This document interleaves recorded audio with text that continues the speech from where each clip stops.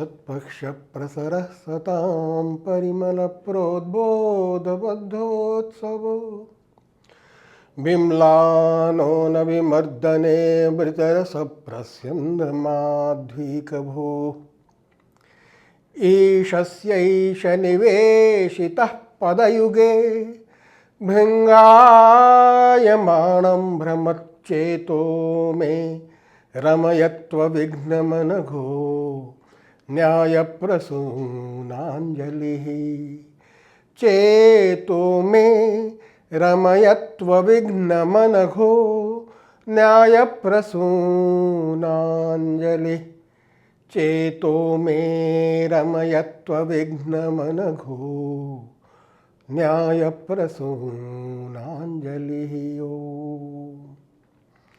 नमो नमः। न्याय दर्शन की इस विशेष अनुसंधान कक्षा में आप सभी का सादर स्वागत एवं अभिनंदन है। मैंने इसके पूर्व में आप लोगों के सामने न्याय दर्शन के महत्व को उपस्थापित किया, उसके पदार्थों की स्वरूप स्थिति से अवगत कराया। न्याय वैशेषिक दर्शन एक वैज्ञानिक व्यावहारिक दर्शन है। पदार्थों के स्वरूप चिंतन के समय आप ये अनुभव कर चुके होंगे। आगे मैं इस दर्शन की अन्य दर्शनों की अपेक्षा क्यों विशेष महत्ता है, इस चीज को प्रकाशित करने के लिए और इस दर्शन की लोक के लिए कितनी उपादेयता है, इस चीज को प्रस्तुत करने के लिए न्याय दर्शन में वाद के स्वरूप का परिचय देना चाहता हूं। वाद जैसा कि 16 पदार्थों के बीच में वाद के स्वरूप का निरूपण करते हुए मैंने कहा था कि किसी विषय विशेष को लेकर के जब हम आपस में विचार विमर्श में लगते हैं तो हमारे परस्पर उस संवाद को कथा कहा गया है। कथा का सामान्य लक्षण करते हुए आचार्यों ने कहा है, नाना प्रवक्तृक समान विषय संवाद कथा। अर्थात एक से ज्यादा व्यक्तियों के द्वारा, वो दो भी हो सकते हैं, दो व्यक्ति आपस में पक्ष और विपक्ष रूप में बैठकर एक विषय के विरोधी चिंतनों के द्वारा उस वस्तु तत्व को जानने के लिए प्रयत्नशील हो सकते हैं। अतः नाना पद से एक से अधिक व्यक्तियों द्वारा किसी विषय विशेष को लेकर जब अपनी अपनी दृष्टि से उस विषय के ऊपर प्रकाश डाला जाता है तो उस परस्पर संवाद को वाद की संज्ञा दी गई है। हमारे सारी तत्त शिक्षाओं की, तत्त विज्ञानों की, तत्त दर्शनों की जो संगोष्ठियां हैं, वो सारी संगोष्ठियां वाद के रूप में ही स्वीकृत हैं। सेमिनार्स जो आधुनिक भाषा में कहे जाते हैं, वो किसी वस्तु तत्व के चिंतन के लिए किए गए व्यक्तियों के सामूहिक चिंतन का एक स्वरूप है जिसे वाद कहा जाता है। और वाद के लक्षण के रूप में हमने उस समय बतलाया था कि तत्व बुभुत्सोः कथावाद। दूसरा लक्षण आचार्यों ने यह भी किया है कि वीतराग कथावाद। जो संसार से विरक्त हैं वह वस्तुतः मोक्ष के लिए प्रयत्नशील होते हैं। अतः वाद कथा के द्वारा तत्वज्ञान की प्रवृत्ति वैराग्य पथ के लोगों की ज़्यादा होती है, अतः वो वाद कथा में प्रवृत्त होते हैं। तो वीतराग, जिसका सांसारिक राग खत्म हो गया है, वो केवल वस्तु तत्व विज्ञान के लिए, वस्तु को जानने के लिए प्रवृत्त होगा, अतः उसकी कथा वाद है। लेकिन केवल वीतराग की कथा को ही वाद कहना समुचित नहीं है। हम आप भी लोक कल्याण हेतु, लोक के हित में जो सिद्धांतिक सत्य हैं, उन सिद्धांतिक सत्यों को परस्पर विचार करके लोक के सामने उपस्थित कराने के लिए जो आपस में विचार विमर्श करते हैं, वो भी वाद है। और वही वाद यहाँ न्याय दर्शन की दृष्टि से अभिप्रेत है। कहा गया वादे वादे जायते तत्वबोध। तत्व किसे कहते हैं? कहते हैं तत्वम ब्रह्मण याथार्थे। अमरकोशकार ने कहा तत्व शब्द के दो अर्थ हैं। सीधा सीधा एक तो है कि ब्रह्म, जो जगत का कारण है, जिससे सृष्टि उत्पन्न हुई है, वो एक चैतन्य का अनंत अधिष्ठान स्वरूप, जिसे ब्रह्म, भगवान या ईश्वर कहा जाता है, वह तत्व शब्द से कहा गया। इसलिए जहाँ तत्व ज्ञान की बात आती है, सीधे परमात्म तत्व के ज्ञान की बात आ जाती है, ब्रह्म तत्व के ज्ञान की बात आ जाती है। तत्वम ब्रह्मणि यतो वा इमानि भूतानि जायन्ते येन जातानि जीवन्ति यत् प्रयन्ति तद् ब्रह्म तद् विजिज्ञासस्व। श्रुति कहती है अयम आत्मा ब्रह्म, ये आत्मा ब्रह्म है, इसे जानो। तो ब्रह्म किसे कहते हैं? कह बृहत्वाद बिंहणत्वाद ब्रह्म, जो सारे जगत से बृहत हो, सबसे बड़ा हो। ब्रह्म का लक्षण किया गया सत्यम ज्ञानम अनंतम ब्रह्म, स्वरूप लक्षण, जो जगत में त्रिकाला बाधित सत्य है, जो जगत का अधिष्ठान मूल ज्ञान है, और जो अनंत है, जिसका अंत नहीं पाया जा सकता, उसी वस्तु तत्व का नाम ब्रह्म है। और ब्रह्म ही जगत की आत्मा है। वही ब्रह्म जीवात्मा और परमात्मा दो रूपों में विभक्त है, ये भारतीय दर्शन व्याख्यायित करते हैं। अतः ब्रह्म ज्ञान माने आत्मज्ञान। और श्रुति कहती है कि अगर आत्मा का सही ज्ञान हो गया तो विश्व के रहस्य का उद्घाटन अपने आप हो जाएगा।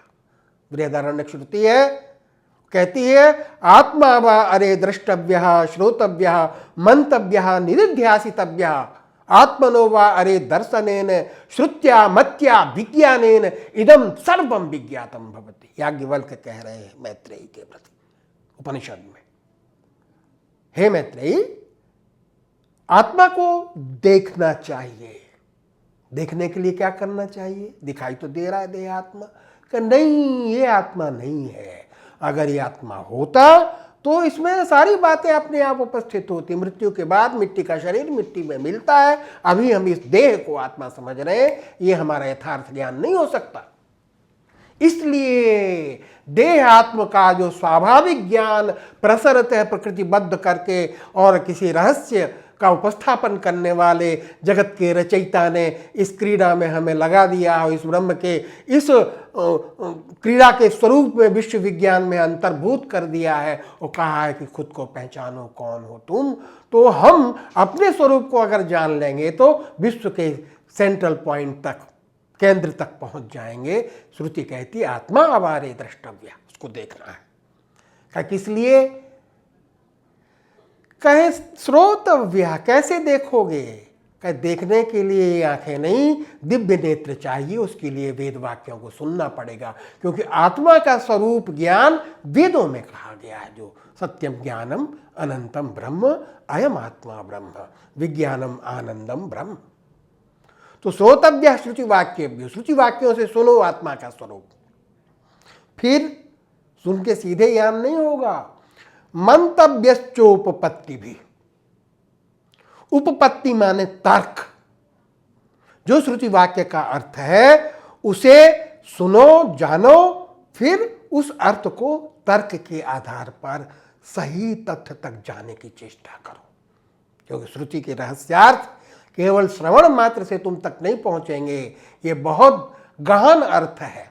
गीता में भगवान ने कहा, आश्चर्यवत् पश्यति कश्चिदेनो आश्चर्यवत् वदति तथैव चान्यः आश्चर्यवत् चैनमन्यः शृणोति श्रुत्वाप्येनं वेद न चैव कश्चित्। इस आत्मा को आश्चर्य की तरह कोई एक महामनीषी देख पाता है। जो देखता है वो इसके रहस्य विज्ञान को आश्चर्य की तरह व्याख्यान का विषय भी बनाता है, और जो सुनता है जब उसको जानता है तो वो भी आश्चर्य से चकित रह जाता है कि इतना बड़ा आश्चर्य, इस रहस्य को आज तक कोई विस्फोटित नहीं कर पाया। और अंत में कहा गया, श्रुत्वाप्येनं वेद न चैव कश्चित्, सुन करके भी वस्तुतः इसको कोई नहीं जान पाता। क्यों? क्योंकि इन भौतिक प्रमाणों के द्वारा वह सार्वभौमिक रूप से ज्ञेय नहीं है। उसके लिए श्रवण, श्रुति वाक्यों के द्वारा, मनन, चिंतन, न्याय दर्शन के द्वारा, युक्तियों के द्वारा, तर्क के द्वारा, उसके द्वारा जब उन वेद के पदार्थों का चिंतन करेंगे तो फिर रहस्यार्थ तक जान पाएंगे। मंतव्यश्चोपपत्ति भी मत्वा च सततम ध्येय, जब उसको जानो तो ध्यान करो। वहां योग दर्शन की बात आ गई, चित्तवृत्ति का निरोध करके उसका ध्यान करो। तो आत्मा ज्ञेय है, वही तत्व है। तत्वम ब्रह्मणि याथार्थे, ब्रह्म को जानो, उसके जान लेने से सृष्टि का रहस्य तुम जान सकते हो। फिर दूसरा तत्व शब्द का अर्थ किया याथार्थ्य। याथार्थ क्या है? का यथार्थस्य भावः याथार्थ्यम, जो वस्तु जैसी है उसका वैसा ही ज्ञान भी तत्व कहलाता है। सद्वस्तु को सद्वस्तु के रूप में जानना, सतः सद्भावः तत्वम, न्याय भाष्यकार कहते हैं। असतः असद्भावः तत्वम, सद्वस्तु को सदरूप में जान लेना उसका तत्व है, वो तत्व ज्ञान है, यथार्थ ज्ञान। जिसे प्रमाण कहा, प्रमाण के स्वरूप के निर्वचन काल में मैंने प्रमाण तत्व ज्ञान है वो। और असद वस्तु है तो उसको असद रूप में जान लेना भी प्रमा है। दोनों रूपों से जानना तत्व ज्ञान है। तो तत्वम ब्रह्मण यथार्थ, वो तत्व ज्ञान के जानने के लिए जो कथा की जाए वो वाद कथा है।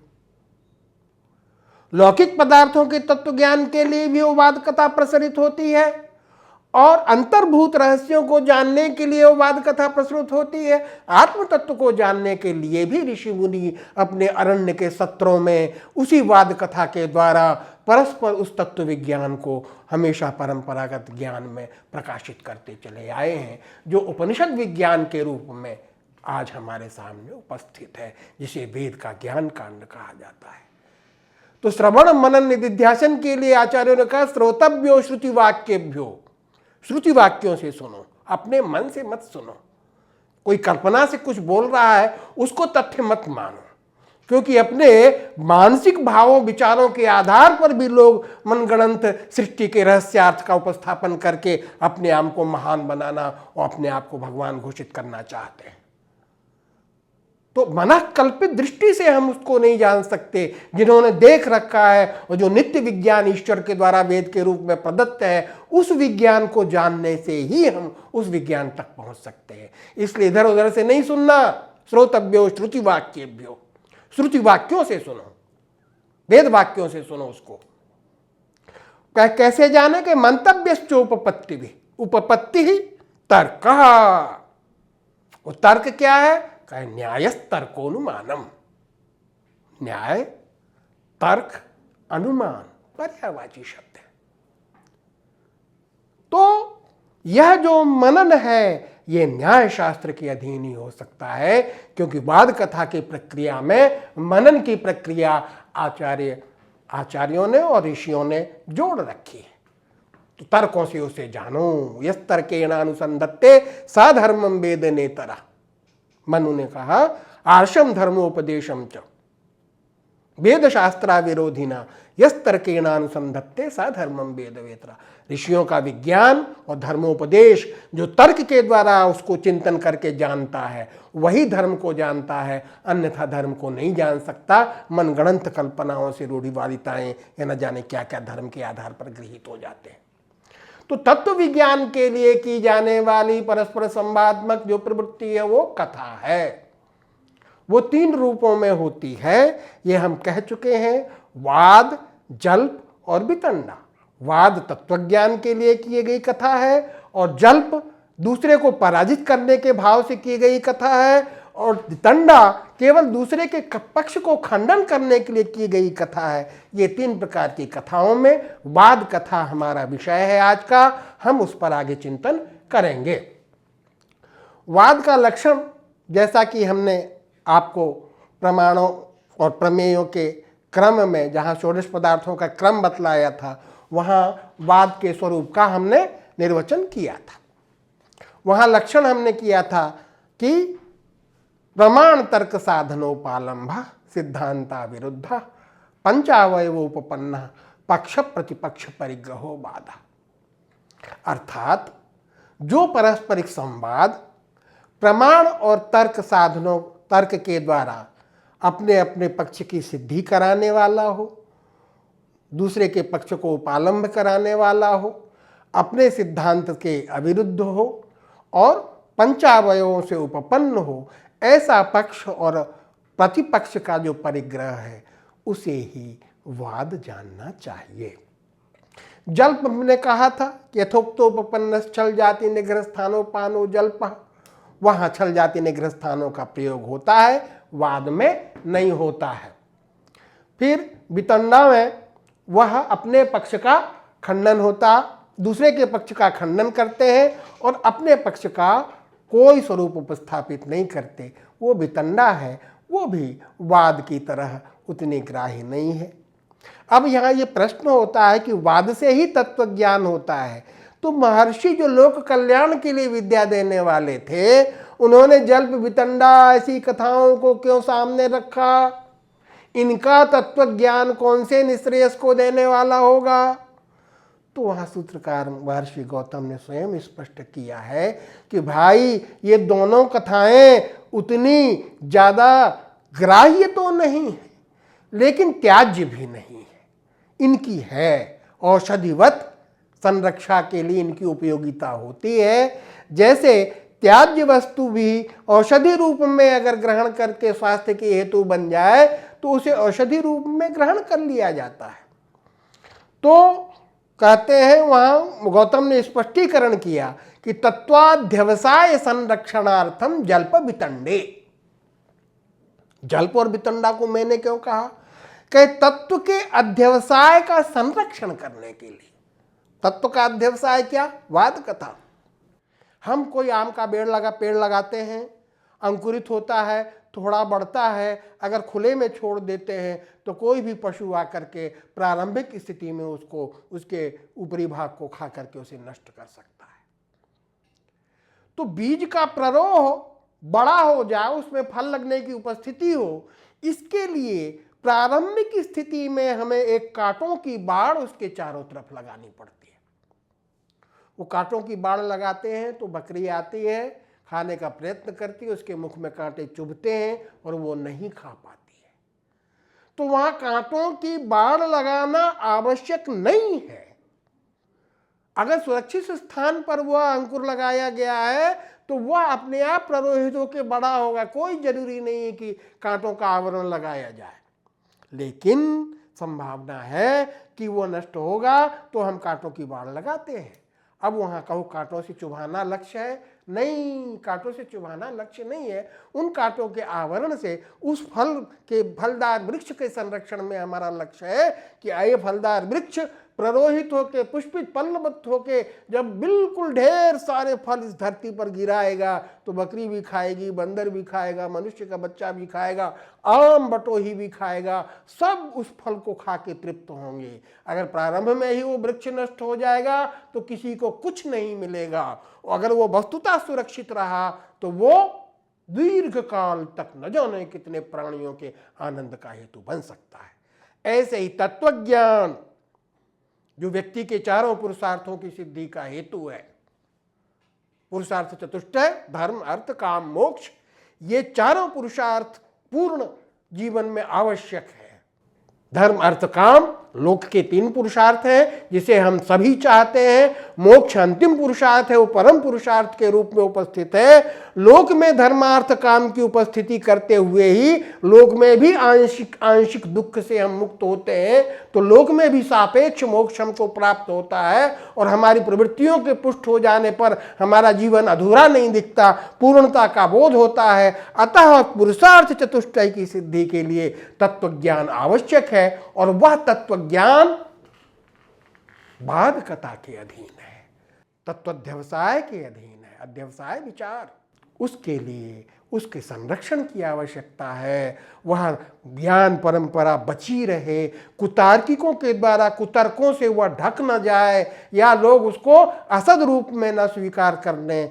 इसके लिए जल्प और वितंडा के माध्यम से उन कुतार्किकों के खंडनों की बात गौतम ने रखी है, जहां छल जाति ने गृहस्थान का प्रयोग करता हुआ एक सत्तार्किक उस जल्प का केवल उस औषधि के रूप में प्रयोग करता है, उस कंटक शाखा वर्ण की तरह कि ये व्यक्ति असत व्यक्ति है, अगर इसका पक्ष किसी भी रूप में समाज में संक्रमित हो गया तो सारे लोग असत ज्ञान के अधीन अपने धर्म से च्युत होकर के अपने पुरुषार्थ से च्युत हो जाएंगे।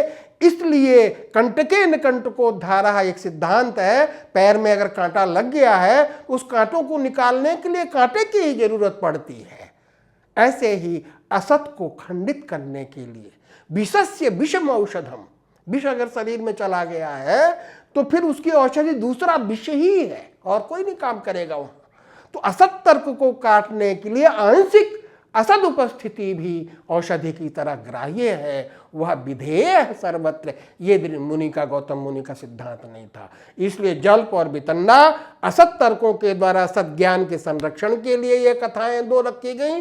मूलतः महर्षि वाद कथा को ही लोक में रखना चाहते हैं, जिसके द्वारा आत्म तत्व का ज्ञान हो और उसके ज्ञान के साथ धर्म तत्व का ज्ञान हो और धर्म तत्व ज्ञान के साथ लोगों को अपने व्यवहार आचरण का ज्ञान हो, जिससे व्यक्ति और समाज दोनों सुखी रहें, ज्ञान विज्ञान संपन्न होके धर्मार्थ काम मोक्ष पुरुषार्थों के द्वारा अपने शरीर की पुष्टि करते हुए जीवन में पूर्णता का बोध करें।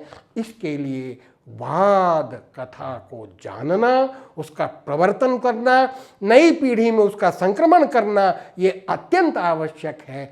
इसलिए वाद कथा अत्यंत महत्वपूर्ण कथा है। अब वाद कथा के स्वरूप की व्याख्या की जाती है कि पक्ष प्रतिपक्ष परिग्रहो वाद।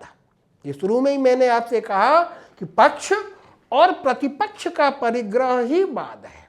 हम अकेले चिंतन कर सकते हैं, लेकिन एकाकी चिंतन के द्वारा हम वस्तु तत्व तक पहुंचने की चेष्टा कर सकते हैं, लेकिन उसकी अर्थावधारण में कदाचित हम एक दृढ़ भावना उपस्थित नहीं कर सकते।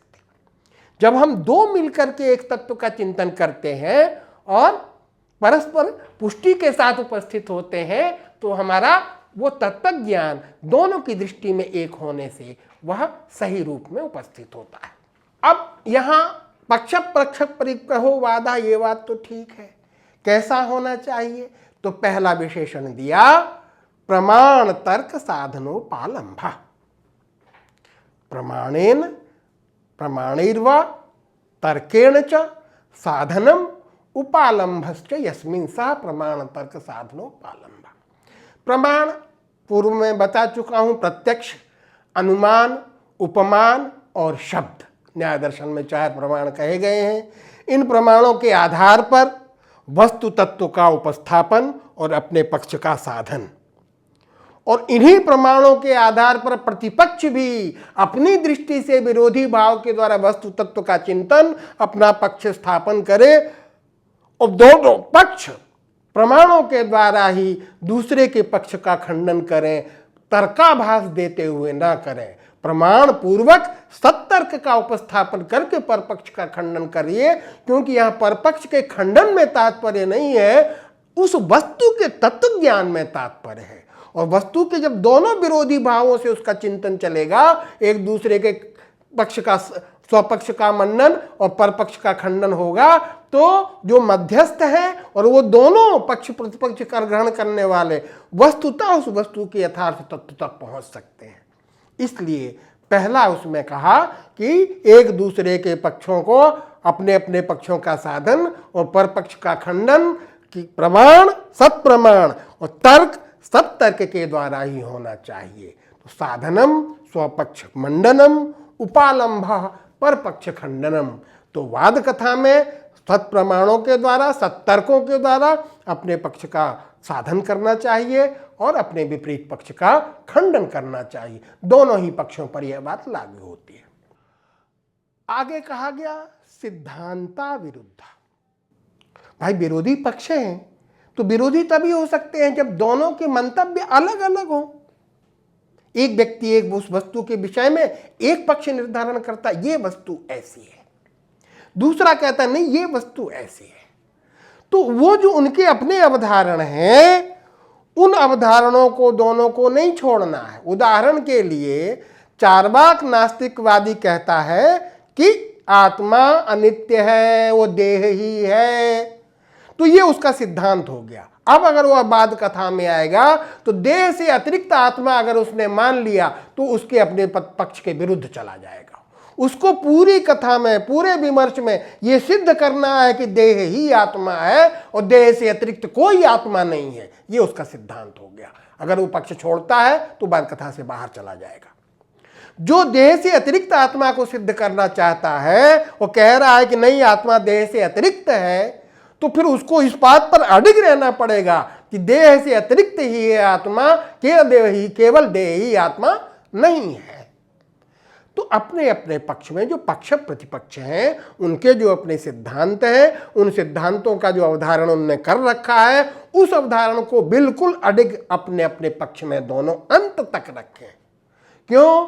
क्योंकि दोनों पक्षों में सिद्धांतों के छोड़ने पर ये विचार की अनियंत्रित उपस्थिति होगी और विचार नियंत्रित होने पर भी हम एक अंतिम सिद्धांत तक पहुंच सकते हैं जो दोनों पक्षों को ग्राह्य होगा।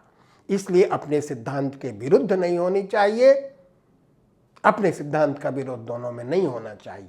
ये वाद का दूसरा जो है पक्ष है और दूसरी उपस्थिति है कि सिद्धांत को नहीं भूलेंगे। तर्कों में फंस करके तर्क की परंपरा में जाके कहीं ऐसा कुछ ना बोलने लगे जो अपने ही सिद्धांत के विरुद्ध चला जाए। तो ये दृढ़तापूर्वक अपने पक्ष को स्मृति पटल पर रखते हुए फिर उसको आगे बढ़ाना है। फिर कहा पंचावयवोपपन्न। पंचावयव हमने पूर्व कक्षा में बतलाए थे, प्रतिज्ञा, हेतु, उदाहरण, उपनय और निगमन। ये परार्थानुमान में प्रयुक्त होते हैं। उदाहरण के लिए हमने एक अनुमान भी दिया था कि पर्वतो बन्नीमान धूमात यो यो धूममान सहसा बन्नीमान यथा मानसम तथा चायम तस्मात् तथा। ये 5 वाक्य हैं। पहला वाक्य है प्रतिज्ञा, पर्वतो बन्नीमान, क्यों? तो कहे धूमात, धूम होने से, तो ये हेतु वाक्य। तीसरा उदाहरण क्या होगा? तो जहां धूम और बन्नी का साहचर्य व्याप्ति दिखलाई जा सके, यत्र यत्र धूमः तत्र तत्र बन्नी यथा मानसम, ये उदाहरण हो गया। फिर उपनय, उस उदाहरण को दिखलाते हुए और पक्ष में जहां साध्य की सिद्धि करनी है, पर्वत में तथाच अयम, यह पर्वत भी बन्नी व्याप्य धूम वाला है। बन्नी का व्याप्य जो धूम, बन्नी का सहचारी जो धूम उतद वाला वो है। फिर निगमन, क्योंकि बन्नी व्याप्य धूम वाला महानस जो है वो बन्नी वाला है, तो बन्नी व्याप्य पर्वत भी धूम वाला है। इस तरीके से पंचावयव वाक्यों का प्रयोग करके जैसे पर्वत पर बन्नी की सिद्धि करते हैं और मध्यस्थ को या प्रतिपक्षी को उस अनुमान के द्वारा उस तत्व विज्ञान तक पहुंचाते हैं, ऐसे ही वाद कथा में भी परस्पर एक दूसरे के पक्षों में हमें पंचावयव का प्रयोग करके और अपने अपने पक्ष की सिद्धि करनी चाहिए। अतः पंचावयवोपपन्नों से होना आवश्यक है। ऐसा जो पक्ष प्रतिपक्ष परिग्रह वही वाद है। पक्ष क्या है तो बता ही दिया, वस्तु विषयक एक प्रथम दृष्टि जो है एक सिद्धांत है वो पक्ष हो गया। वस्तु विषयक जो विरोधिनी द्वितीय दृष्टि है वह प्रतिपक्ष हो गया। और उभय दृष्टि से पदार्थ तत्व का परीक्षण होना चाहिए, इससे क्या है, पदार्थ तत्व का वस्तुतः परीक्षण हो पाता है और उसका तत्व ज्ञान हो पाता है। तो प्रमाण तर्क साधनोपालंबा सिद्धांता विरुद्धा पक्ष प्रतिपक्ष परिग्रहो वादः, ऐसा पक्ष प्रतिपक्ष परिग्रह करते हुए वाद कथा की उपस्थिति करनी चाहिए। अब हम इसके लोकोपयोगिता पर प्रकाश डालना चाहते हैं कि ये वाद लोक में किस किस जगह पर उपयोगिता को, अपनी प्रासंगिकता को समुपस्थापित करता है। तो लोक में जितने भी क्षेत्र हैं, उन सारे क्षेत्रों में वस्तु तत्व का निर्णय करने के लिए ये वाद कथा रूप जो विचार विमर्श है, ये परम उपयोगी है। कोई भी क्षेत्र हो, सारे क्षेत्रों में वस्तु तत्व को हम जानने के लिए आज भी इस कथा का उपयोग करते हैं, सेमिनार करते हैं और उस तत्व का निर्धारण करते हैं। विशेषतः विद्या के क्षेत्र में पदार्थ तत्व ज्ञान के लिए वाद कथा परम उपयोगी है। इसलिए हम संगोष्ठियों के माध्यम से किसी विषय विशेष को चिंतन में रखते हुए नाना प्रकार से प्रतियोगियों के द्वारा अनियोगी प्रतियोगी भाव से विचार विमर्श करते हुए और वस्तु तत्व का निर्धारण करते हैं। लोक में न्यायालय में इस वाद कथा, न्याय के वाद कथा के दृष्टि का बहुत बड़ा उपयोग है, क्योंकि गौतम ने जिस तरीके से इसे अपने शास्त्र में दर्शाया है, अगर कोई भी अधिवक्ता उस प्रक्रिया को जान करके और वह न्यायालय में जाकर के अपने पक्ष और प्रतिपक्ष में चिंतन की उपस्थिति कराता है, तो निश्चित रूप से वह न्याय दृष्टि के संस्थापन करने में समर्थ होगा। क्यों? क्योंकि ये जो तार्किक दृष्टि है, जो सूक्ष्म दृष्टि से वस्तु तत्व के अंत तक जाने की प्रक्रिया है, यह न्याय दृष्टि उसके अंदर संक्रमित हो चुकी है और न्याय दृष्टि के आधार पर वह न्यायालय में अपनी दृष्टि को संस्थापित करने में समर्थ होगा। अंतिम है लोकतंत्र का मंदिर संसद, जहां पक्ष विपक्षों का चुनाव भी होता है। पक्ष विपक्ष लोक के कल्याण के लिए एक दूसरे से संवाद करते हैं, एक दूसरे के पक्षों का खंडन करते हैं।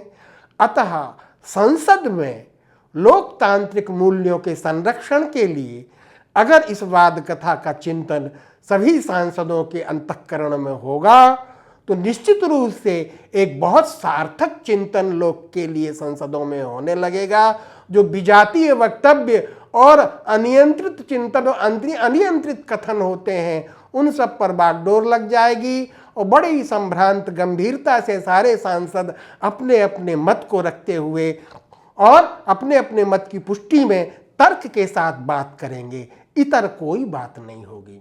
और आज तो दूरदर्शन इत्यादि पर जो आपस में वाद विवाद होता है, वहाँ भी सार्थक वाद विवाद होंगे, क्योंकि व्यक्ति उन तत्व तक पहुँचने के लिए एक दूसरे के मतों का खंडन करेगा, परस्पर विद्वेष नहीं या कुतर्कों की उपस्थिति नहीं कर सकता है।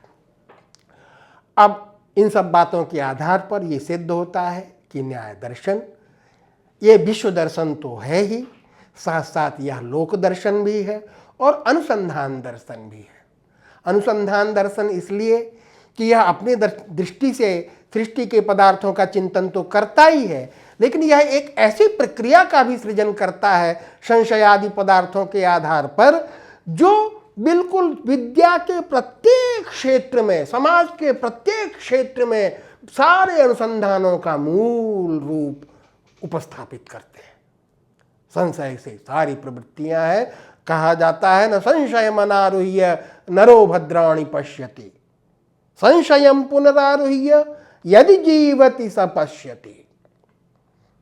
कहा लोक में संशय पर आरूढ़ हुए बिना कोई भी मनुष्य कल्याण का दर्शन नहीं कर सकता। क्या क्यों? कि वो मूढ़ रहेगा, विक्षिप्त होगा। जैसा जीवन में मिला है, पशु साधारण आहार निद्रा भय मैथुन, ये चार चीजें पशु साधारण है मनुष्य में। नीति शास्त्र कहता है आहार निद्रा भय मैथुनंच सामान्य में तत्पशुभिर नराणाम धर्मो हितेषाम अधिको विशेषो धर्मेण हीना पशुभिः समाना। आहार भोजन, निद्रा, भय और मैथुन, अपने विषमलिंगी सहचारी के साथ विहार, ये 4 चीजें पशुओं में और मनुष्यों में समान है। बिना बताए पशु इन प्रक्रियाओं को करता रहता है, ये प्रक्रिया बिना बताए मनुष्य में भी है। फिर पशुओं में मनुष्य में अंतर क्या रहा? कहा धर्मो हितेषाम अधिको विशेषो धर्मेण हीना पशु भी समाना। मनुष्यों में धर्म ही एक विशेष भाव पदार्थ है जो उन्हें पशुओं से अलग करता है। पशु प्रकृति नियंत्रित है, मनुष्य की धर्म नियंत्रित नहीं है, तो पशु से भी विकृत चेतना में हुआ जा सकता है। अतः जब तक हम धर्म तत्व विज्ञान को नहीं जानेंगे, पशुता से ऊपर नहीं उठ सकते हैं। और पशुता से ऊपर से उठने के लिए हमें अनुसंधान के द्वारा धर्म तत्व का निर्धारण करना पड़ेगा। इसलिए संशय पूर्वक निश्चय तक की प्रवृत्ति, जो वाद कथा की प्रवृत्ति है, वो हमें करनी पड़ेगी। तो संशय कौन करता है? जो बुद्धिमान है। संशय उसी को होता, मूढ़ को संशय नहीं होता, उसको जो कह दो मान लेगा। बुद्धिमान सुनेगा, अगर अर्थावधारण है तो स्वीकार करेगा, अन्यथा कहेगा नहीं, ऐसा नहीं हो सकता। तो ये जो संशय की प्रेरणा है, इसको करके ही व्यक्ति एक श्रेष्ठ सन्मार्ग की तरफ प्रवृत्त होता है, क्योंकि संशय हमारे खोज का प्रथम सूत्र है। संशय पूर्वक हम अनुसंधान में प्रवर्तित होते हैं और वस्तु तत्व के अंत तक जाने की प्रक्रिया, निर्णय तक की प्रक्रिया में हम सम्मिलित होते हैं। तो न संशय अनारूह्य नरो भद्राणि पश्यति। मनुष्य संशय पर आरूढ़ हो, आत्मा नित्य है कि नहीं है, पुनर्जन्म होता है कि नहीं है, सृष्टि विज्ञान भारतीय प्रक्रिया के आधार पर सही है कि नहीं है, आत्मविज्ञान जो वेदों में बतलाया गया है वो कहाँ तक वैज्ञानिक दृष्टि से सार्थक है, आधुनिक विज्ञान की जो विकासवादिनी दृष्टि है वो कहाँ तक सार्थक है, क्या विकासवाद के आधार पर सृष्टि की प्रक्रिया में जो मौजूद व्यवस्थाएं सामाजिक है वो व्यवस्थाएं बन सकती हैं क्या? अगर नहीं बन सकती हैं तो कुतर्कों के आधार पर भारत में चली आने वाली एक दिव्य संस्कृति जो अनादिकाल से चली आ रही है उस पर आक्षेप कैसे किया जा सकता है? इन सारी प्रक्रियाओं के संशय की कोटि में लाने के बाद कथा में बैठ करके समाज जब आपस में विमर्श करेगा तो उस धर्म तत्व का निर्धारण होगा जो सारे विश्व को धारण करता है। धारणा धर्म इत्याहु धर्मो धारयते। धर्म ही प्रजा का धारण करता है, अन्यथा कोई प्रजा को धारण नहीं कर सकता। आपस में मार काट मार करके प्रजा नष्ट हो जाती है। तो संशय पर आरूढ़ होना आवश्यक है, लेकिन केवल संशय में आरूढ़ हुए रहे तो भगवान गीता में कहते हैं संशयात्मा विनश्यति। जिसको संशय पड़ा, धोबी का कुत्ता घर का न घाट का। थोड़ी देर उधर गया, फिर थोड़ी देर उधर गया, फिर वहां से लौटा उधर गया, ना उधर जा पाया ना पाया। दुविधा में दो गए, माया मिले न राम। जगत सत्य है कि नहीं है, राम है कि नहीं है, जो कहा गया है वेदों में वो सही है कि नहीं है, इसी में पड़े रहे तो संशयात्मा विनश्यति, ना इधर के रहे ना उधर के। इसलिए एक निश्चय तक पहुंचने के लिए संशय की निवृत्ति भी आवश्यक है, निर्णय तक पहुंचना है।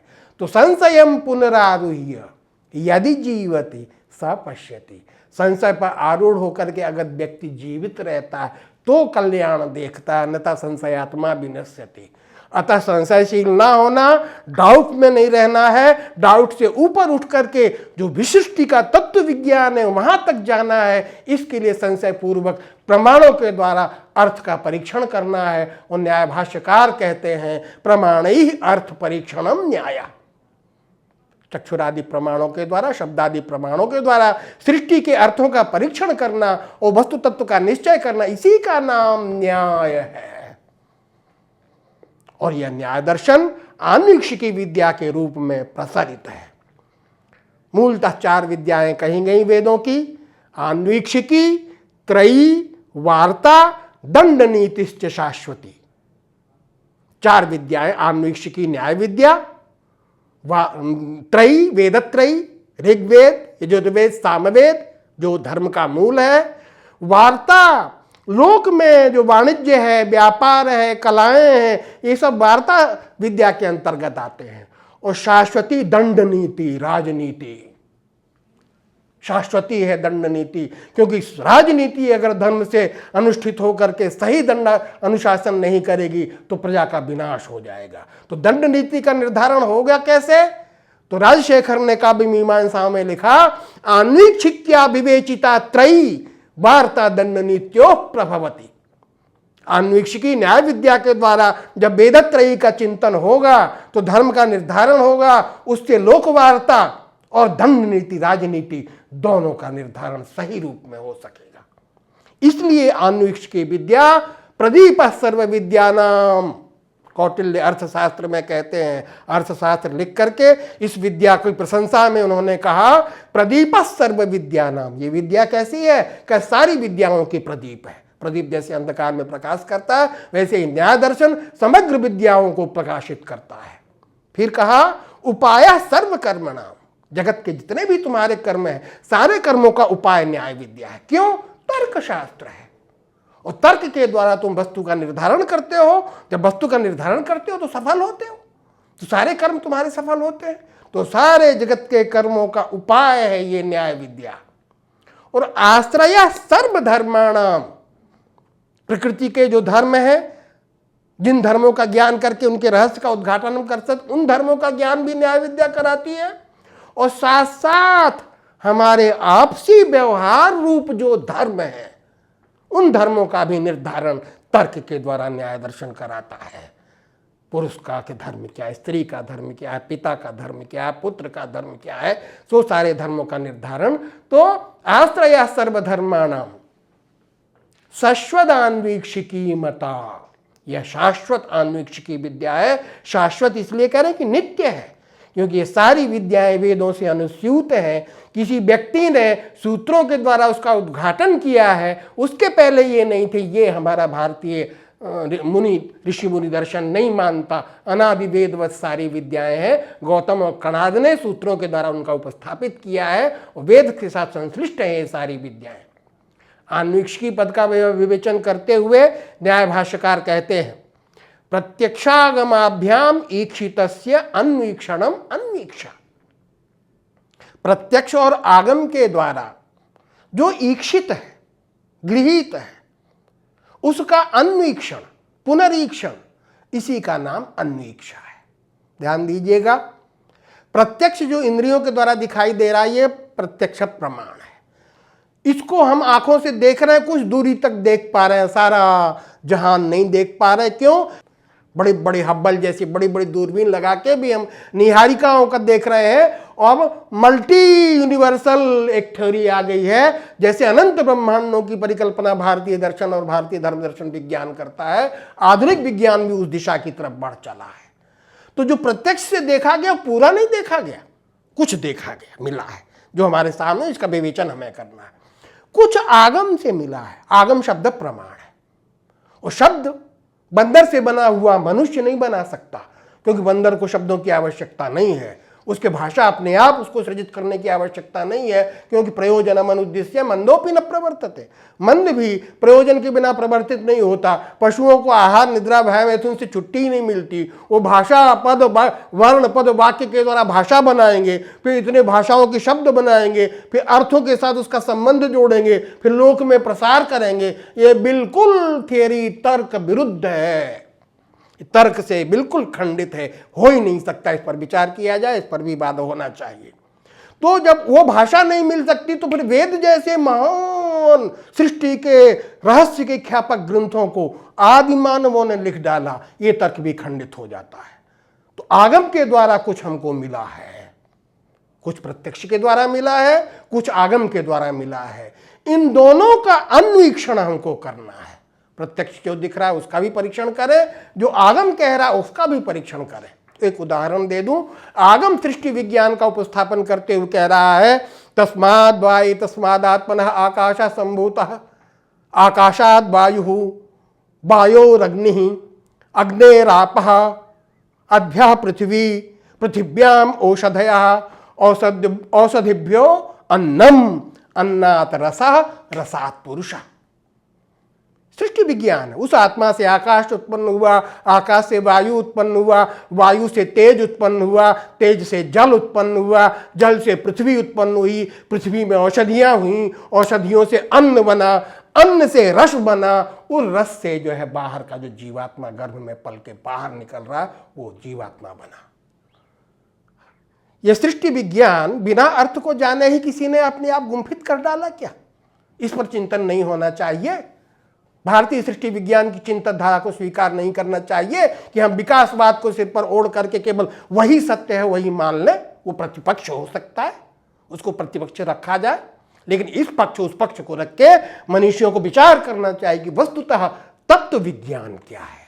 इसलिए प्रत्यक्ष से जो प्राप्त है, आगम से जो प्राप्त है, इन अर्थों का पुनरीक्षण करना ही अन्वीक्षा है, वो अनुमान कहलाता है। त्रिकाल पदार्थों का साधक है अनुमान। वो अन्वीक्षा अनुमान तया अन्वीक्षया प्रवर्तते इति आन्वीक्षिकी न्याय विद्या न्याय शास्त्र। उस अनुमान को मूल आधार बना करके और प्रत्यक्ष के पदार्थ का भी परीक्षण वो अनुमान के द्वारा करती हैं, क्योंकि प्रत्यक्ष तो भ्रमात्मक हो सकता है, लेकिन अगर सही अनुमान हो गया तो अनुमान कभी भ्रमात्मक नहीं होता। अनुमान बिल्कुल बिल्कुल तथ्यात्मक उपस्थितियां कराता है। आधुनिक विज्ञान भी अनुमान के आधार पर आगे बढ़ता है। और जो आगम के द्वारा कहा गया है वो रहस्यार्थ क्या है, उसको जानने के लिए भी हमको अनुमान का प्रयोग करना पड़ेगा। तो ये आन्वीक्षिकी विद्या अनुमान विद्या न्याय शास्त्र है। इसी को जयेंद्र भट्ट ने न्याय मंजरी में कहा, न्याय तर्कोनुमानम। न्याय क्या है? कहे तर्क। तर्क क्या? कहे अनुमान। और क्या? तो तर्क और अनुमान के आधार पर जगत की सारी सृष्टि की प्रक्रियाएं हम जान सकते हैं, लोक व्यवहार के सारे पदार्थों को हम जान सकते हैं, और तत्व विज्ञान के आधार पर धर्म का निर्धारण करके एक दिव्य आनंदमय समाज का सृजन कर सकते हैं। क्योंकि ज्ञान ही क्रिया का उपस्थापक है। जानाति इच्छति अथ करोति, नहीं ज्ञानेन सदृशम पवित्रमेव विद्यते। ज्ञान से पवित्र कोई चीज नहीं है। अगर हम जानते हैं तो झट से हमारी कार्य और सफलता प्राप्त हो जाती, नहीं जानते हैं तो जहाँ सामने रखी हुई वस्तु का भी उपयोग हम नहीं कर सकते। इसलिए तर्क के द्वारा उस ज्ञान तक पहुंचना न्याय शास्त्र का लक्ष्य है। अंत में विश्वादर्श चंपू में न्याय शास्त्र की महत्ता और तर्क की महत्ता को लिखते हुए आचार्य लिखते हैं कि ये तर्क का श्रम कैसा है। कहे मोहम ऋणद्धि विमली कुरुते च बुद्धिम। ये तर्क व्यक्ति के तमोमय मोह को नष्ट करता है, पशु साधारण चेतना को खत्म करता है। मोहम ऋणद्धि विमली कुरुते च बुद्धिम, जो मोटी बुद्धि है उसको शार्प करता है, तीक्ष्ण करता है, विमल कर देता है, तत्व चिंतन का सामर्थ्य बढ़ा देता है। फिर का सूते च संस्कृत पद व्यवहार शक्तिम।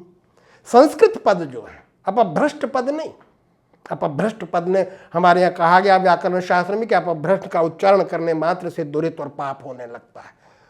तो सत शब्दों का उच्चारण करने के पदों को जानना उनके व्यवहार की शक्ति से भी युक्त कर देता है। संस्कृत पद व्यवहार शक्ति का सृजन कर देता है अंतःकरण में और आत्मा में। और कई शास्त्रांतराभ्यसन योग्यतया युनक्ति। न्याय शास्त्र अपने आप में अपने स्वरूप को तो बताता ही है, लेकिन अपने से भिन्न शास्त्र, साहित्य शास्त्र है और अन्य अन्य शास्त्र है, वाणिज्य शास्त्र है, जो है तमाम अभियांत्रिकी है, समस्त शास्त्रों के अभ्यास की योग्यता से युक्त कर देता है। न्याय शास्त्र पढ़ने वाला व्यक्ति जिस क्षेत्र में भी जाएगा उस क्षेत्र में बिल्कुल सर्वश्रेष्ठ स्थान पर पहुंच करके उस सारी क्रियाओं को कर सकता है। अतः विज्ञान के क्षेत्र में, कृषि के क्षेत्र में, चिकित्सा के क्षेत्र में, वाणिज्य के क्षेत्र में, सर्वत्र इस विद्या की बिल्कुल उतनी ही उपस्थिति है जितनी अपने स्वरूप में है। तो शास्त्रांतराभ्यसन योग्यतया युनक्ति। अंत में कहते हैं तर्क श्रमो न कुरुते किमिहोपकारम।